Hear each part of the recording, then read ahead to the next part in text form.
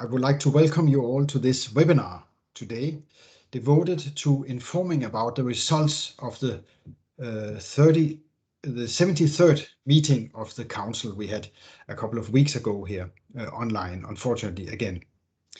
And this is a new initiative, and we hope that this will give you a good overview of the newly agreed guidance documents. As some of you might know, the IALA is administered by a council comprising of up to 21 elected councillors and 3 non-elected councillors. The host nation, France, and the country who hosted the last and the next conference are the other non-elected members of the council. So altogether 24 maritime authorities spread all over the globe are the Council of IALA. The Council has many important functions in accordance with the Constitution, Article 8. One of them is to approve recommendations, guidelines, manuals, and other appropriate papers, as it says in the Constitution. And these papers can, for example, be input papers to other international organizations that we work closely with, CRM, IHO, ITU, etc. And there are always papers like that for Council to approve. At today's webinar, Minsu Dion, who is our technical manager, will give an overview of the new guidance documents that were approved by the Council here a couple of weeks ago. And then Mr. Fred Pott will give a presentation on the new Guideline 1159 on ship reporting from a shoreside perspective. I think this new guideline deserves special attention because it represents a new development for IALA. It covers really the responsibility of the coastal state, and it is a symbol of the totality of the areas covered by the very, very broad definition of ocean navigation in the IALA Constitution. It is actually the work of all 4 committees, and it represents years of hard work and dedication from many people. Mr. Fred Pott has been one of the architects behind the paper, and I look really forward to his presentation. So first we will hear from Minsu, who will give us an overview of the new guidance documents that were agreed and approved by the Council. So please, Minsu, over to you. Thank you so much, Francis. Oh, sorry, I see there is a hand raised from Mr. Job. Is that a question? No problem. It was a mistake. It was a man-machine interface. Man-machine, yes. Sorry for that. I was so happy to see the reaction from the floor. But thank you. So over to you, Minsu, please. Thank you again, Francis. Let me share my screen first.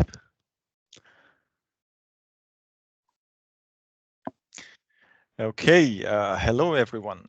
Good afternoon, good evening, or good morning. My name is Minsu Jeon. Today I'd like to brief you on the outcomes of the Council 73 session and introduce the new and revised technical guidance documents. Before we go to the documents, I'd like to update you on the important update on the work program. The Council decided to postpone the IALA conference from 2022 to 2023, and the committees have expanded the current work period and updated the work program accordingly. Basically, with that decision, the committee included a few more work items in the program with the traffic light signals on the right side. And you can find the approved program on the link you can see on the on below there. For the second half of this year, the committees will be held as virtual. For the second half of this year, IALA will host 2 more workshops. In November, the cybersecurity workshop will be held.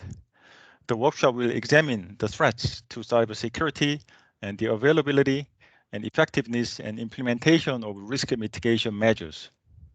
Sorry, and their possible impacts on the operation of marine age navigation, including VTS. So in this workshop, the topics will include risk management and preventative measures, and incident response and recovery. And I'd like to welcome you to I'd like to welcome all of you to this workshop. And another news on the workshop is the Council approved a workshop proposal on the enhanced radar positioning system.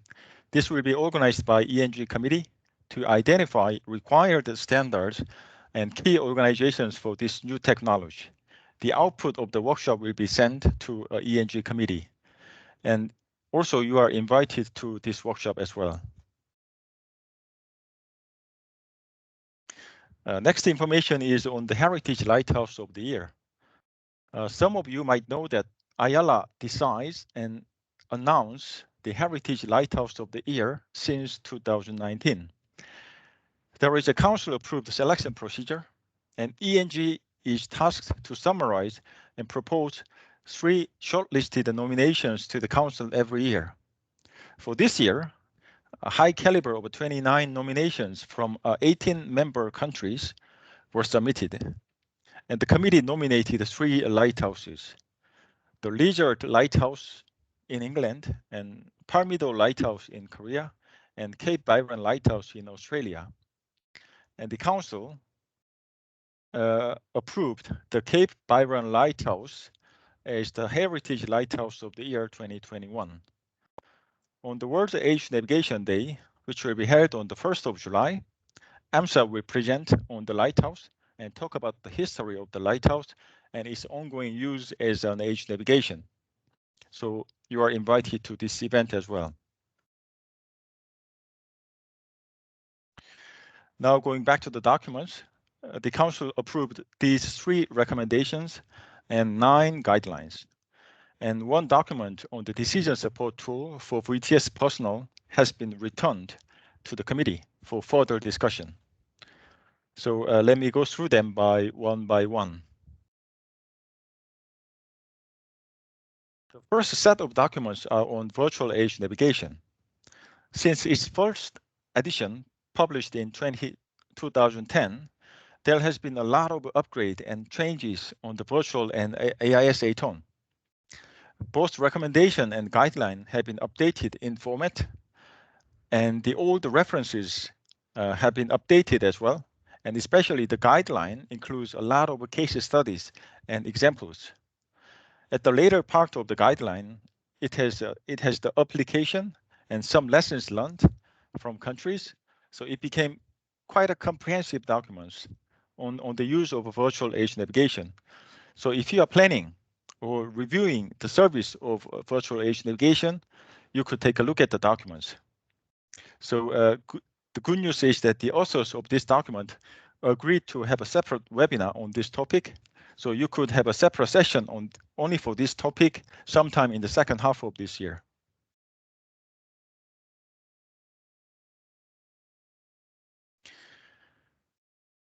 ARM made a small amendment on the guideline on the maritime resources, and to include the country code with the IALA MRN namespaces to be clearer and reserve those codes for the national members. So it was a simple update on the guideline 1143. For this guideline 1153, Fred will talk about this, so I can skip this.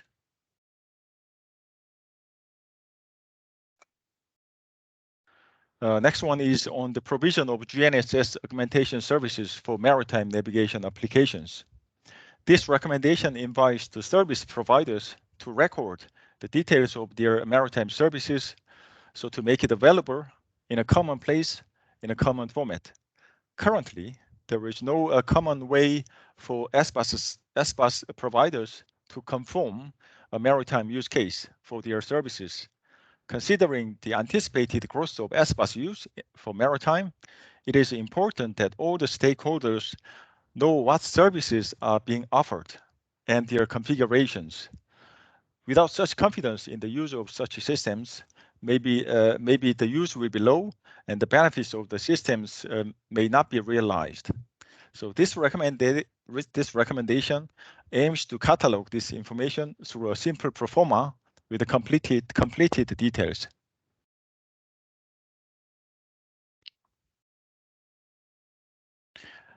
Next document is on the redeeming characters on age navigation, which has been updated to edition number 5 to include a new class of light, particularly to the use of a mobile age navigation, and a distinctive character incorporating flicker and non-flicker flashes.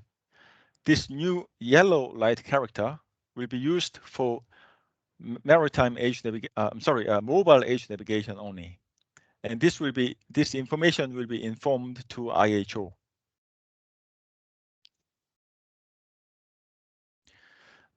Next document is on the surface colors used as visual signals on age navigation. This guideline has been enriched with the color measurement devices and new technologies and the experience of the members on this topic.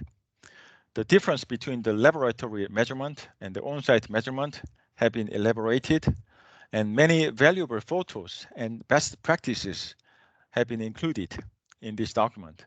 This is another fascinating document to read. I really recommend you to read this one. And this is on a new guideline from VTS on the competencies for planning and implementing of VTS.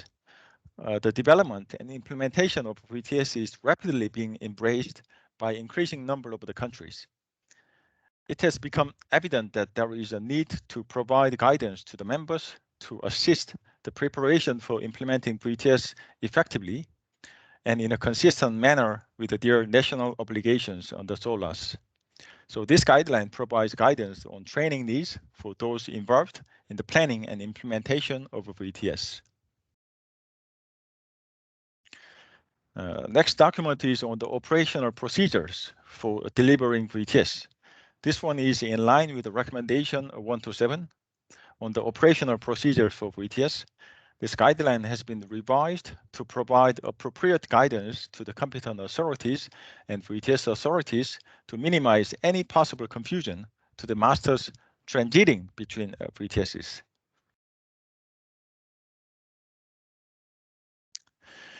This guideline has been entirely updated from edition number 1. There was a workshop on harmonizing VTS voice communication in Korea 2019, and this guideline was one of the event's outcomes. This guideline is to standardize the VTS phraseologies to provide quick and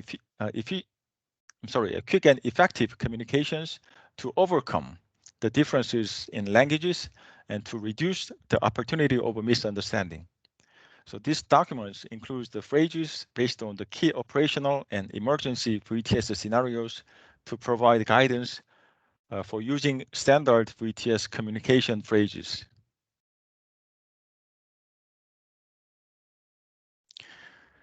This document is on the assessment on recognition of a prior learning in VTS training. The title has been changed from the current version, and the contents has been revised to ensure harmonization with the other training-related guidance documents. This document describes the process to assess and prior learning and qualification and previous experience of the students or existing VTS personnels that should be taken into account when assessing the training requirements.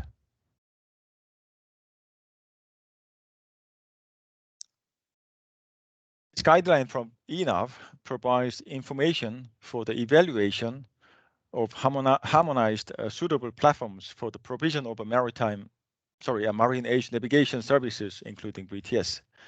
These documents concentrates on the required criteria for these next generation platforms, which support the provision of maritime services and present the overview of the relevant requirements. This guideline covers criteria regarding platforms and the platforms in the context of e-navigation and the potential benefits of the standardization. So again, the author of this document also agreed to make a separate session on this topic for the second half of this year. So it was a relatively short, but it concludes the outcome of the council. Thank you, Francis. Thank you very much, Minsu. Maybe short, but very well prepared and very informative, I think. Thank you so much. Okay. And I would like Je te laisse, je me mets sur le webinaire. Bonjour, Jacques. Bonjour, Jacques. Hello. Comment tu vas? Sorry, I switched off my microphone. I'm sorry for that. Non, pas de problème. Bye-bye. Pas de souci. Merci. So I will open the floor to anybody who would like to ask a question, maybe to Minsu, or you can use the chat function. And I would just like to inform you that the webinar here will be recorded and it will be placed on the IALA YouTube channel. So you can always go back and see it again. And we'll be happy to answer all your questions, even if you have them later on. So I see there are no questions at the moment here. So thank you very much, Minsu. And then now I will leave the floor to Fred Pott, who is, as I said, a prominent member of the ARM committee, and he has been one of the architects of this new Guideline 1159 on ship reporting from a shore-based perspective. And Fred, I look very much forward to your presentation. And I know it's very, very early for you, I'm afraid, but you're all dressed up before breakfast. I'm all dressed up, but don't ask me to stand up. Okay, thank you, Fred. Over to you, okay. Please. Yeah, it's early in the morning here in Seattle. I want to thank IALA. I want to thank Francis and everybody there for giving me an opportunity to talk about the guideline about ship reporting. I'm honored to be asked to give a presentation about this particular guideline because there were so many other guidelines that have been approved. So I'm quite honored to be asked to do this. I'll try to keep it short and I'll start my presentation now. Let me see how I do that.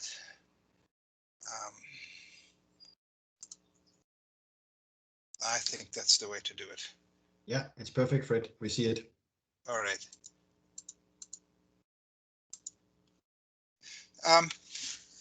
Ship reporting from a shoreside perspective. It's a mouthful, and I need to explain to you what it's about.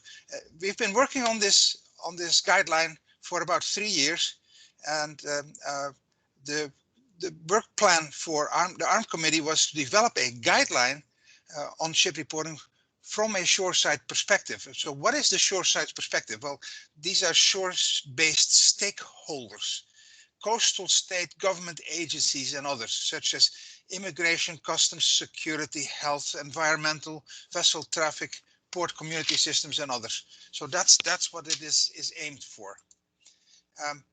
The group that worked on this is called the Ship Reporting Task Group, SRTG, and we had quite a few members from different countries work on this. I won't list them all individually, but we had Denmark, Canada, Germany, Korea, Norway, Singapore, Sweden, United States, and representatives, of course, from EMSA and IALA, and then I participated as well. The guideline, as I said, has taken 3 years to be developed. We started at ARM 8, and we worked on it through ARM 13. We had 16 intersessional meetings, online meetings. And the history of the guideline is that version 1 was approved by ARM 12, submitted to Council 72. Then we worked on version 2, which is edition 1, that is currently being approved. It was approved by ARM 13 and then recently approved by Council 73.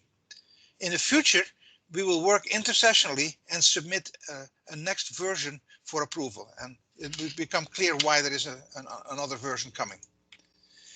What is ship reporting all about? Well, this is an example of ship reporting as it used to be. And this goes back to 2016 in the port of Guangzhou in China. I highlighted there one of the 14 different documents that the ship has to submit when it enters the port. And it's the crew list. 7 copies of the crew list have to be presented. And they have to go to the local agent, the immigration office, the customs house, quarantine inspection office, animal and plant inspection office, and the harbor master. And that's just one crew list. And then there are the other 14 documents that have to be prepared. It's a lot of work, and that needs to be looked at to see if we can't streamline that and automate it. That's the impetus of this system. There are two concepts about ship reporting that are presented in this guideline. The first one is the intermediate ship reporting process system, and the second one is the harmonized fully digital system. The intermediate one is easier for coastal state government agencies to implement. It does not require them to implement a maritime single window system, and I'll explain what a maritime single window system is a little bit later. It complies with most of the IMO FAL and IMO MSC resolutions and conventions, and it enables automatic generation and transmission of ship reports. Now, the fully harmonized, fully digital ship reporting system is fully automated, but it does require the implementation of a maritime single window, and it complies with all of the IMO FAL and MSC resolutions and conventions. A little bit more detail about the intermediate ship reporting system. Coastal state government agencies can continue to use their current reporting processes and procedures. They are, however, required to publish report templates of the reports that they require, and their submission requirements on a central repository that is accessible to all the ships. Now, one note there, that central repository has yet to be created, so that's still something that we're working on. One of the reasons why we're also working on a next version of the guideline. The other requirement for coastal state government agencies is that they harmonize the data element definitions with the IMO Compendium. Now, IMO Compendium is something that I'll go into a little bit later, but in order for coastal state government agencies to be able to harmonize data elements definitions with those in the compendium, then we probably need to add data elements to that compendium. So what's the central repository that I've been talking about? Well, here is port A and port B, and they have immigration, customs, security, and VTS. And immigration requires report number 1, and a template of that report is uploaded to the central repository. Customs of port A uploads their template, and so on and so on and so on. So the central repository is a repository of report templates and their submission requirements. Now, what happens on the ship? On the ship, there is a local copy of the report templates from this that is kept in sync with the one that's in the central repository, and then the onboard ICT ship reporting tool uses other systems to get data that are required to publish reports, to submit reports. Voyage planning. Fred, we are still on the first slide. Is that on purpose? No, that's not on purpose. That's not on purpose. Okay. Let me see what I can do. I'll get out of this and then share again. Go here. Yeah, now it shifts. Okay, all right. Maybe start there where you had the description of the depository, because that's a bit complex without the pictures, I think. Right. Okay. The central repository. Yeah, exactly. Yeah. This one. Yeah. I'm sorry for the technical problems here. I opened up the wrong window.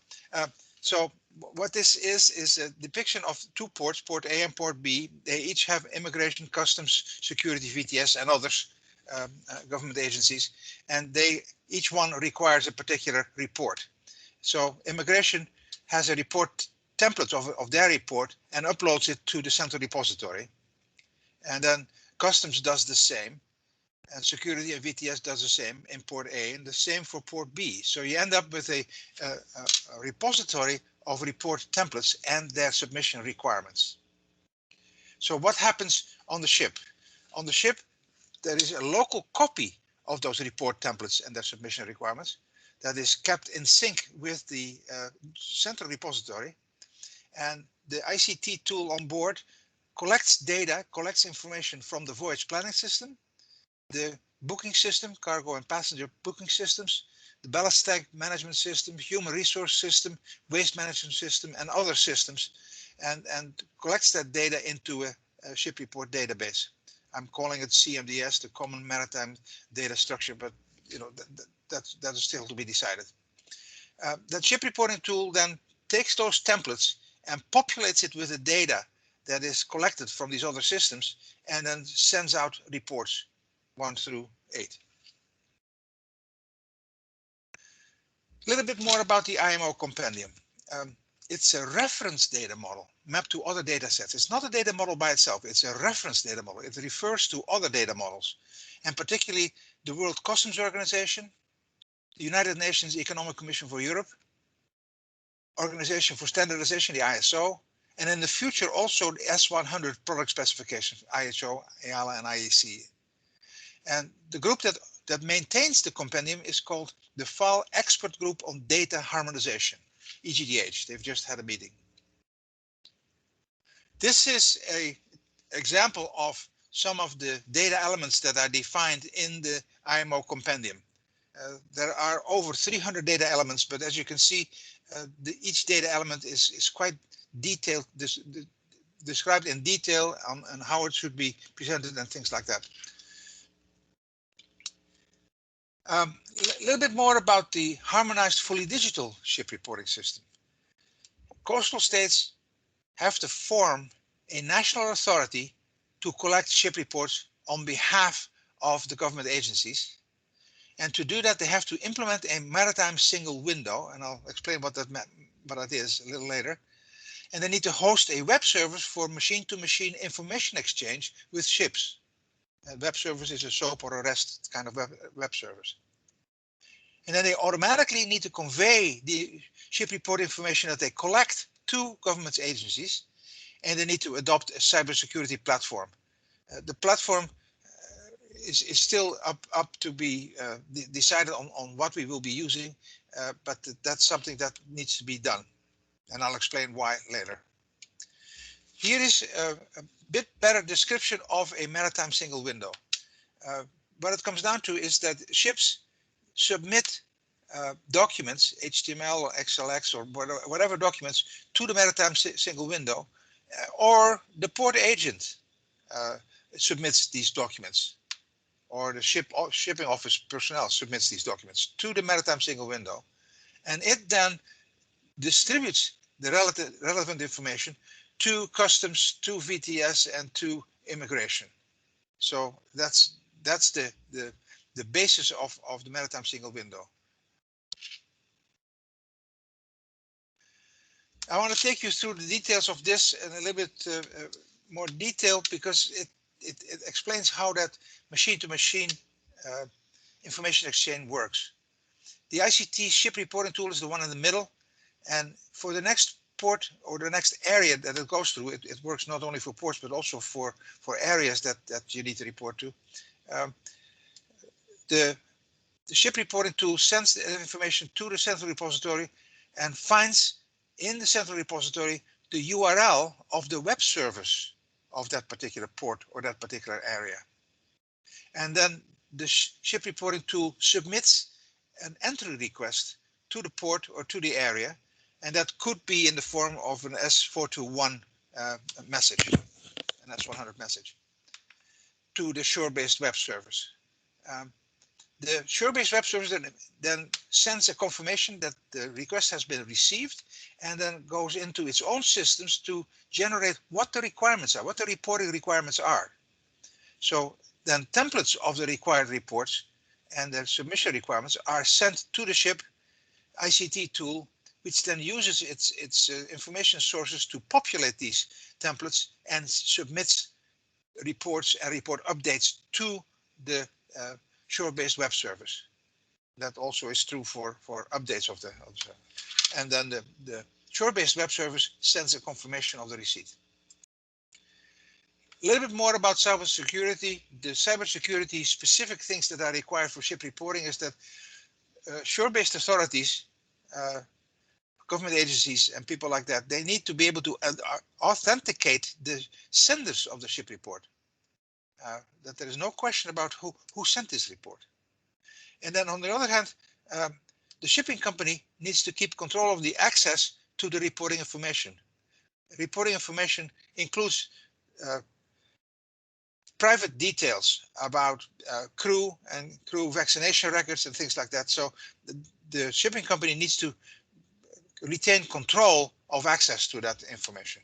Those are the cybersecurity requirements that come with ship reporting. So what are the next steps? The next steps are three, and I'm listing three here. The first one is a proof of concept for the two systems. I'll start with the second one. The fully digital harmonized system concept has already been proven. The concept for it has been proven in the Sesame 2 project. We are currently working on a method to prove the concept of the intermediary system. And that requires setting up a prototype of the central repository. That's what we're working on right now. We probably should seek support from industry groups, and these industry groups are stakeholders and will be affected by this reporting system, by these concepts. So that's another step that probably should be undertaken.